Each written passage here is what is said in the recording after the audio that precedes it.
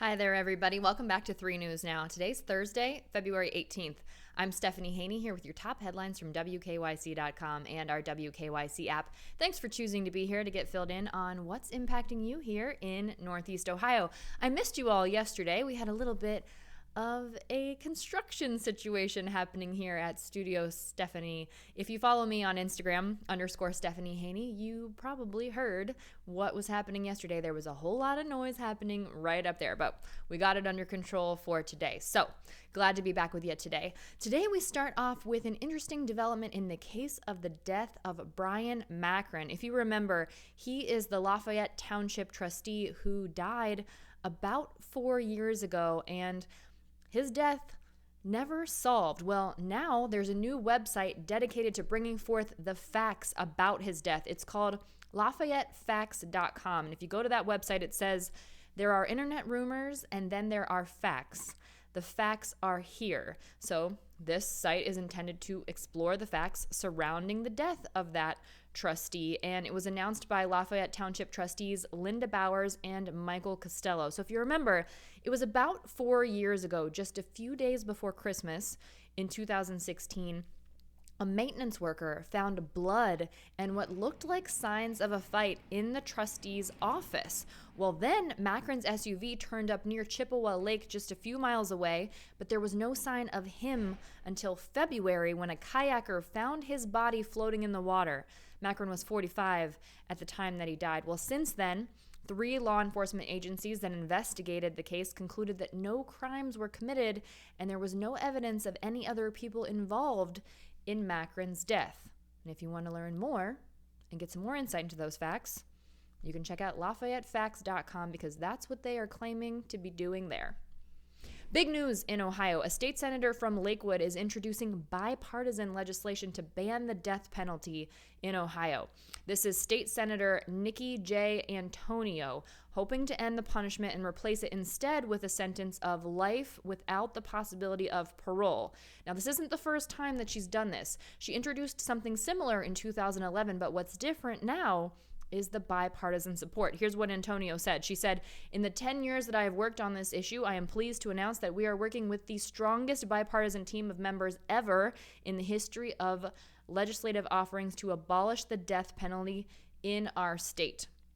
It also has support from activist groups, including Ohioans to Stop Executions, Witness to Innocence, the Ohio Catholic Conference, the Ohio Council of Churches, and other groups who have spoken out in favor of this. Now, according to the Death Penalty Information Center, Ohio has carried out 56 executions since 1976, and currently Ohio does have inmates that are on death row, so this quite literally could make a difference in the lives of these inmates.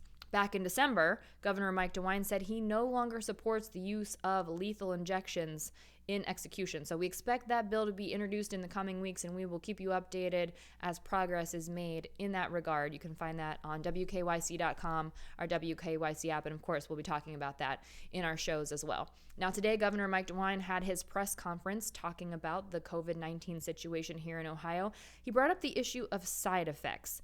He said, "While unpleasant, these common side effects are a sign that your body is responding properly to create immunity from the virus that causes COVID-19. So those most common side effects, fatigue, headache, soreness and redness, and muscle and joint pain. So keep in mind those side effects are common not only with the coronavirus vaccine, but also all vaccines, like, for example, your typical flu vaccine, not to equate the COVID-19 virus with the flu, but we're talking specifically about the vaccines here. So now let's talk about the latest numbers when it comes to COVID-19. We'll start with the global numbers and the national numbers. These numbers come from Johns Hopkins University. Globally, the number of total reported cases is now over 110 million. That number, 110,146,931. And the total number of global reported deaths at 2,435,733. Here in the U.S., we have 4% of the world's population, but we've got the most cases and the most deaths. We have 25.3% of the COVID cases worldwide and 20.2% of the COVID deaths worldwide. Here in the U.S., the number is now at 27,854,389 reported cases and almost 500,000 reported deaths. That number, 491,411 reported deaths. Here in Ohio, the latest data from the Ohio Department of Health shows that we've seen 2,282 new reported COVID cases in the last 24 hours, and unfortunately 98 new reported COVID-19 deaths. Now, again, remember, the Ohio Department of Health is still working to reconcile deaths that were undercounted in November and December, but those are the deaths that were newly reported today in the last 24 hours.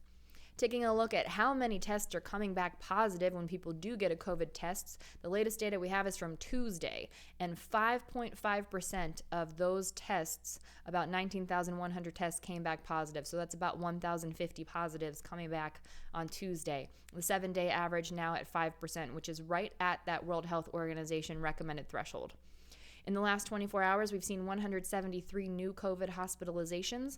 The total number of people in the hospital right now related to COVID continues to trend down. That is a good thing. The number is 1,516 people right now in the hospital being treated for COVID-19. Out of those people, 422 of them are being treated in the ICU, a number that also continues to trend down. And in the last 24 hours, we've seen 28 new ICU admissions related to COVID-19. Across the state of Ohio, 31% of our hospital beds are available. That's about 8,500 hospital beds for people that need treatment. Now, taking a look at the vaccinations. Here in the state of Ohio, about 4.6% of our population is now fully vaccinated. So that means they've had both doses of the COVID-19 vaccine. The number around 539,000 people. And about 25,800 people in the last 24 hours have been added to that total. People who have started the COVID vaccine, 1.4 million. So that's about 11.7% of our population.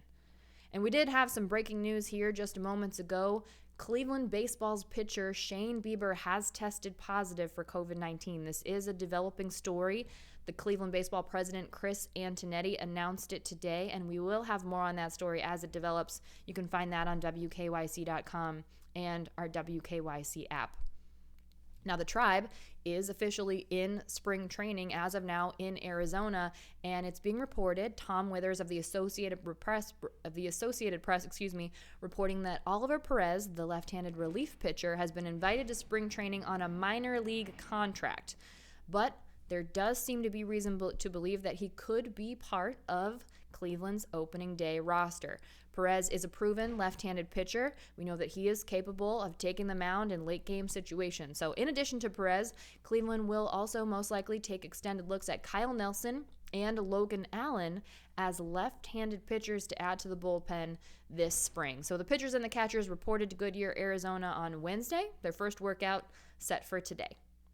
Here's some exciting news. If you love yourself a good galley boy in the Northeast Ohio area, Swensons is continuing to expand. They've been expanding over the past several years, and they'll have a new location in Willoughby this summer. This will be the first Swensons in Lake County.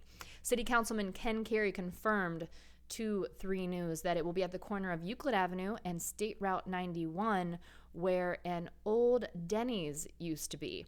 And that Denny's has already been torn down, and they're working on the construction to set it out. And also Swensons will be helping out the city with things like landscaping and a sidewalk, and that'll be happening. But you'll be able to get your galley boy in Lake County if you want to very soon. Speaking of very soon, Cedar Point has announced some things for its schedule coming up for the next year. Now, if you remember last year, at the earlier onset of the COVID-19 pandemic, Cedar Point pushed back its opening. It decreased its hours. It didn't open its water park. Well, those things are going to look different this year. We do know that the season will begin May 14th, and the hours, as of right now, for many days will be open from 11 a.m. to 10 p.m. Some days will have an 8 p.m. closing time. And the Cedar Point Shores Water Park will open. It's expected to open on Saturday, May 29th. It was closed all of last season. That full calendar we will see in the coming months. Vice President and General Manager Jason McClure said that the team is very eager to celebrate the park's postponed 150th anniversary with new entertainment, new dining options, commemorative merchandise, great new family rides, and more. And they do say that safety is a top priority. They said right now the team is continuing to work to carry out the mission of not only safety, but the very reason they've been there for more than 150 years, to make people happy. And remember, if you had that gold pass, that's been extended this year too. So you're already in good shape if you got that taken care of last season. That's it for your 3 News Now update today for Thursday, February 18th. I'll see you next up on What's New at 5 p.m. with your trending stories in the Clicking in Cleveland segment. I'll see you back here tomorrow for more 3 News Now. We shouldn't have any construction issues here at Studio Stephanie. Fingers crossed on that. Hopefully I didn't jinx us. Hope you all enjoy your Thursday, heading into almost the weekend, and I will see you back here tomorrow. Everyone, enjoy your afternoon, stay safe, and be well. I'm Stephanie Haney.